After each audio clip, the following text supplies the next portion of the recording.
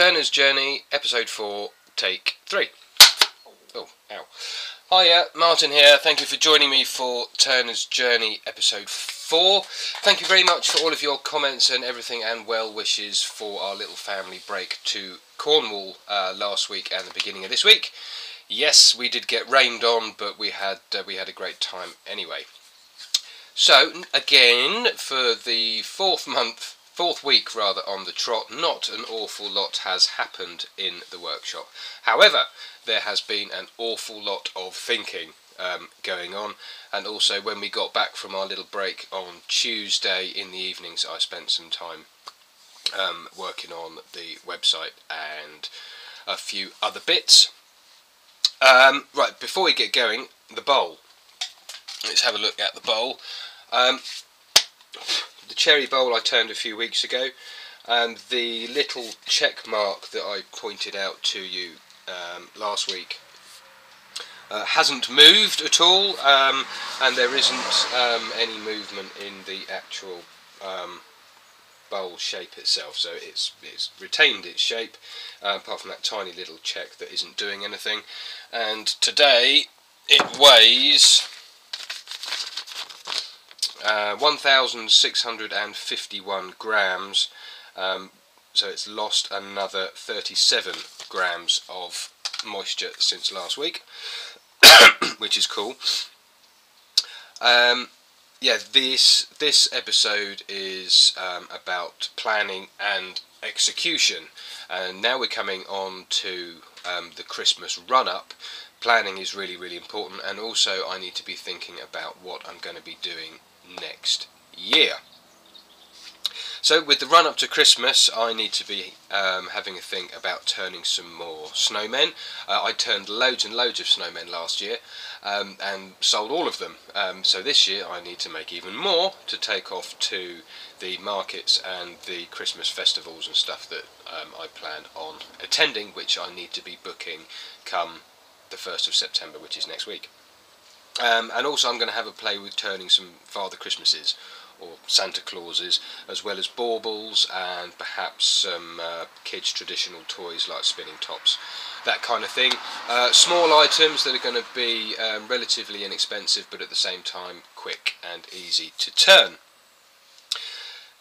So I need to be looking into the markets in the local area that I want to be attending up until Christmas.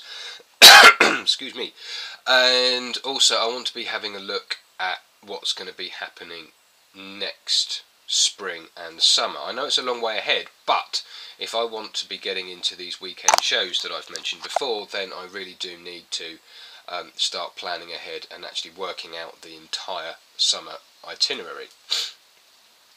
So I've got to start looking around at the shows that I visited this year, as well as a list of the other shows up to probably about the Midlands maybe, because it would be really great if I could go on tour and just take the woodturning demos and my little shop on tour around the country to all of these country fairs, and just spend the summer on the road, which would be a woodturning road trip, which would be great fun. So I need to be planning that, which I'm going to start on next week.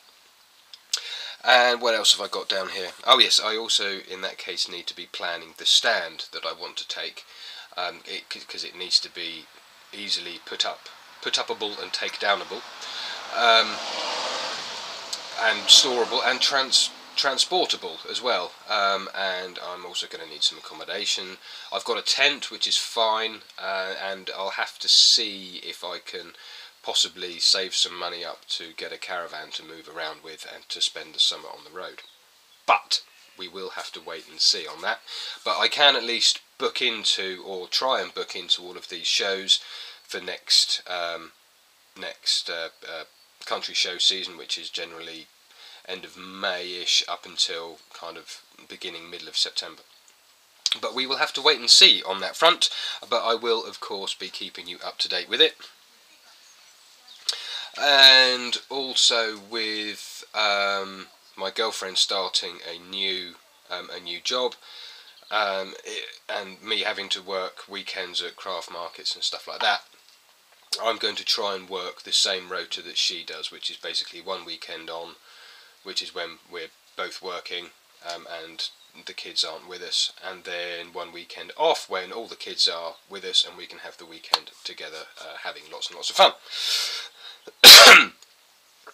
But for the immediate future, what I need to plan to do is turn more bowl blanks. As you can see behind me, there are no more bowl blanks on the shelves because the kids have been here and we've been busy and we've had a little holiday. So I got hold of a couple of new bandsaw blades. This one is 93 inches and it's got 6 teeth per inch, 6 TPI, which should hopefully chew through the wood a lot quicker than the one that I've been using, which has more of a finer cut to it. Also, the lathe behind me here, the Myford Maestro, still hasn't got its inverter. We finally put all of the bits that we need for it together yesterday, which was Thursday. Yeah, yesterday was Thursday. The guy that's sorting it out for me needed to work something out, which he now has done, but we missed the courier yesterday, so the new inverter isn't going to be here until Tuesday because Monday is bank holiday, and I have a friend of mine who's a Sparky, or used to be a Sparky, that's going to come and help me sort it out on Thursday. So fingers crossed, on next week, Turner's Journey episode 5, we'll be able to have the new lathe up and running. For those of you that have followed me on Facebook and also on my blog, you will have seen that I've had a go at making a wax finish, which is smells delicious, but I'm not going to try it. Canuba wax and Danish oil, and this particular batch also has a bit of beeswax and microcrystalline wax in as well. And what the theory is behind this is to have a nice hard lasting sheen to it rather than a high gloss that Canuba wax normally creates, to make this into a nice luster finish which still has a decent hardness to it like a Canuba wax, but also has the Danish oil in it that really brings out the wood. So this batch is a little bit too soft. It's a bit harder than a normal paste wax, but I want it to be a little bit harder still. So in the next batch I'm going to leave out the beeswax and leave the microcrystalline in, because I like the microcrystalline stuff, and see what happens with that. So next week's video is going to be, if it works, is going to be the new recipe for this. I'm not going to go into the weights and measures and stuff like that. So yeah, next week's video will be about this, and hopefully I'll be able to nail a recipe for it.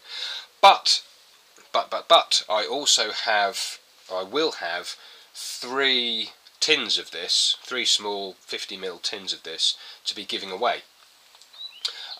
Because I would love some other turners to have a go at it and give me back their opinion on it. Before, hopefully, fingers crossed again, it works well enough that I can actually produce it and sell it via the website.